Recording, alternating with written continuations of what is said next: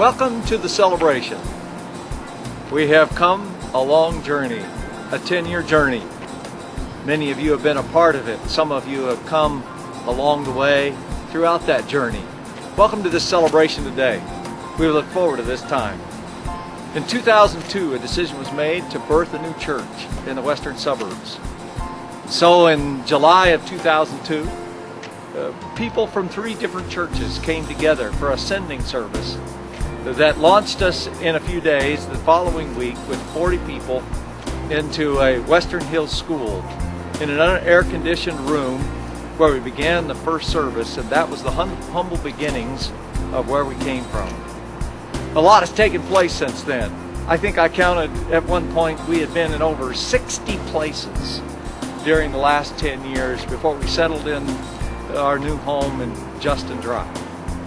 It has been a journey along the way, and we have been involved and seen transition and change in people's lives, and it has been exciting to be a part of that. We have met in coffee shops, we've met in aquatic centers, we've met in small groups in homes, we've met in shopping centers, we've met in schools, we've met in libraries, we've met in all kinds of places across these years. And in that process, we've been involved in a lot of mission. Our mission has been clear: to reach, nurture, and develop seekers to become fully devoted followers of Jesus Christ. And we've sought to do that by putting people over programs and by putting ministry over maintenance. And so in that vein, we have sought to make a difference in our community, in our world, and in people's lives. Part of that process with people, some of you have been a part of that. We have seen lives change through all kinds of celebration services, mission trips to Alaska.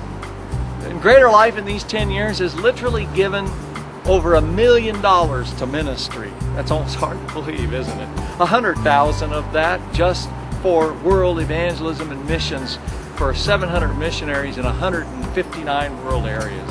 It has been an amazing journey to watch people in their obedience and their connections make a difference in people's lives. So the Construction Zone Kids and Crave 463 and small groups in homes, and all of these things have come together to make this a tremendous success. And God has blessed it, and He's used it in a powerful way.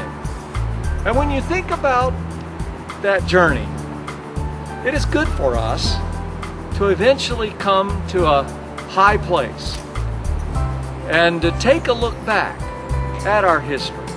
What a history it has been, full of the grace of God, full of His leadership, full of His goodness, and full of His provision. And it has been exciting to be a part of that. From the humble beginnings of a few pieces of odds and ends of equipment and a people mover to the more complex portable church in a 41-foot gooseneck trailer, to the permanent place that we call home today. What an amazing journey. And it's been great to be a part of that, and it's been great to have you be a part of that. We have something to celebrate, a tremendous history. It is good for us to celebrate, come to the high moments, high celebration, high places where we can get a view of our past and our history that we talked about. It's also good to get a view of the high places so we can get a sense of where we're going in the future. Where is it that Greater Life goes from here? Well, there's a lot of things we could talk about. Our mission is very clear: to reach, nurture, develop seekers to become fully devoted followers of Jesus Christ. But exactly what does that look like?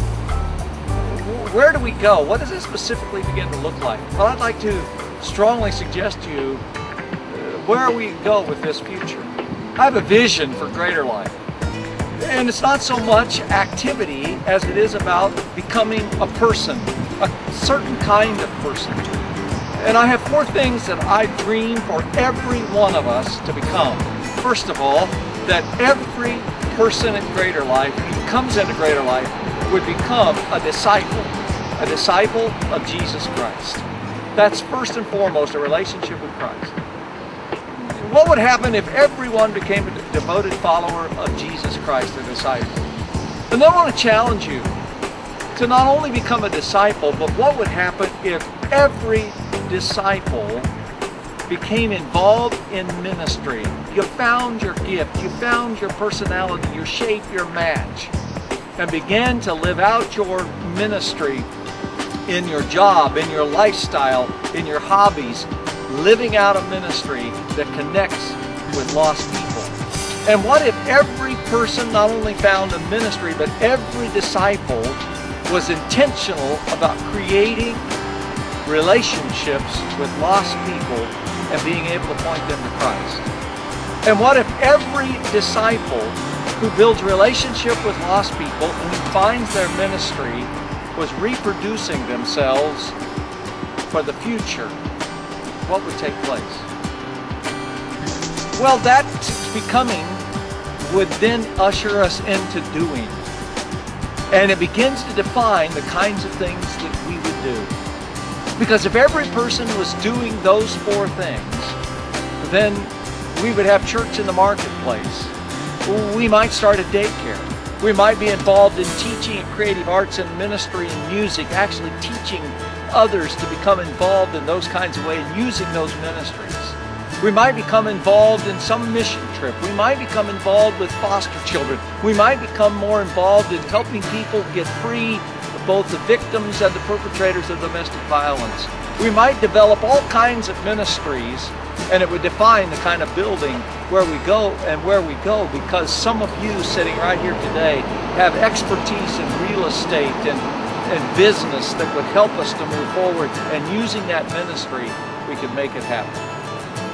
So my challenge to you is today that from this place, that before we ever begin to do, that we really become serious about being fully devoted followers of Jesus Christ.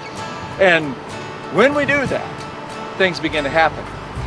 But reality is, the danger is that we can come to these high moments and we can look at our past and look around us at where we've been, or we may look into the future to see where we are going.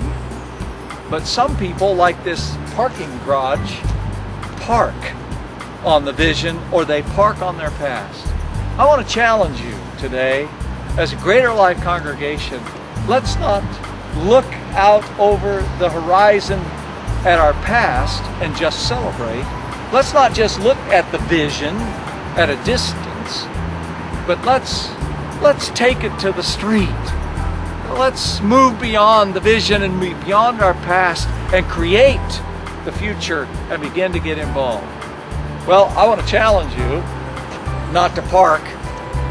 We've got to get off of this roof. We've got to get off of this parking garage if we're going to get to the street. Well, folks, here's my challenge to you. I would say it's rather time that we begin the process of getting to the direction. Ah!